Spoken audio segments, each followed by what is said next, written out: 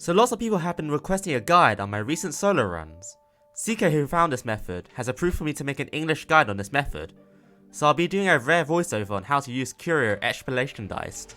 To start, we need to answer the big question of company time capitalism method versus Curio Extrapolation PM dice. I would say the PM dice is a little bit more reliable, but you really need an in-depth understanding on simulated universe compared to capitalism.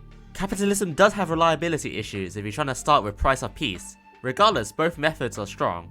Moving on to dice phases, most of these are pretty obvious. By phase, it helps you build up to 45 curios.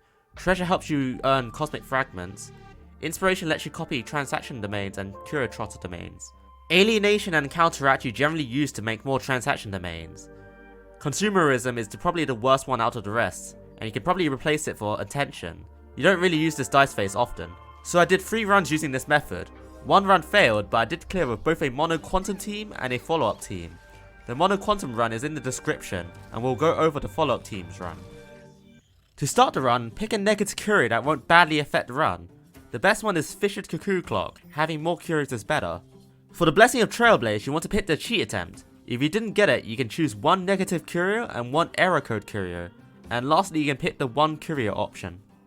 At the end of each fight, pick blessings which can help you clear the first boss, as that's probably the only difficult fight you may get. For the first plane, you basically want to create a path of domains which give you curios. You can use the curio trotter domains, adventure domains, transaction domains, and occurrence domains. For a solo run, you obviously want to look for Ace Trash Digger, which you can find in occurrence domains. Bear in mind for trotters, they have weaknesses to physical, quantum, and imaginary, so make sure you can break their weakness so they don't escape. Take the longest path possible to the first boss and try to create a path where you are constantly gaining curios. If the timing is favourable, where you can gain a curio in the next domain, you can cheat for the biphasic dice roll to gain more curios. Biphasic is also a good way to get the price of peace curio, which helps you gain cosmic fragments. If you have enough cosmic fragments, transaction domains are the best domains to go to. In each transaction domain, you need to at least purchase the 300 fragments curio.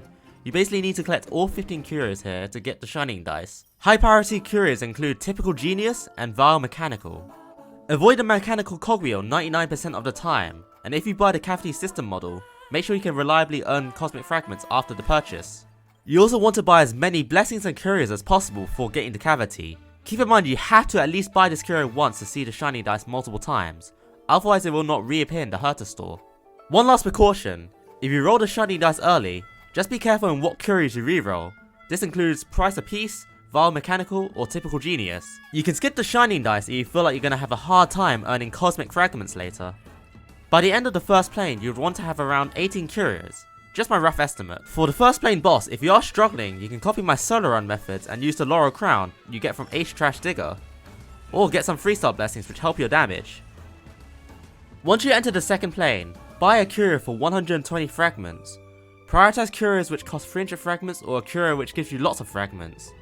If you have any lottery tickets, always break the destructible objects after you buy the curios and blessings to be fully optimal. Second plane is where there's lots of RNG, so my best advice is to accept that you're gonna get mid rolls. This is an example of a good use of rerolling, as any other dice roll would be better than my old one. Even if the dice roll is suboptimal and you have low reroll and cheat attempts, you kinda just have to accept a mediocre dice roll. Like the first plane, you want to create a path where you're constantly gaining curios and ideally need to find a way to consistently gain cosmic fragments. You tend to gain lots of rerolls and cheat attempts once you get the shining dice either really late or for the second time. You can also buy the organic heart curio from transaction domains as well. To get this ideal path, the best dice phases would be Alienation and Counteract. Alienation can convert any reward or elite domain into a transaction domain, so you can plan your pathing in advance using this.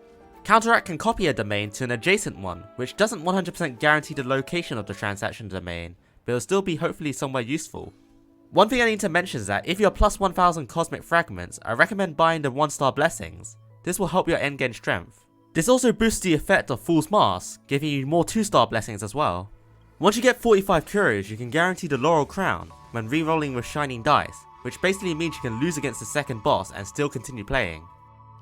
At this point, you've probably used the shining dice with either 45 curios or nearly 45 curios. Your goal at this point is to buy every blessing. Every transaction domain at this point, you should buy the blessings first, then re-roll your curios to maximize the number of blessings you get. Just a reminder, you also want to save the destructible objects for last as well. For the third plane, use alienation dice rolls to turn domains into transaction domains. You should also have lots of cheat attempts and rerolls at this point. The third domain also always spawns an adventure domain, elite domain, and reward domain.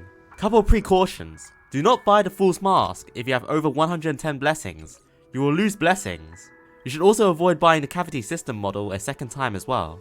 The last two domains, you want to use the treasure dice roll to gain more cosmic fragments to help you enhance blessings later.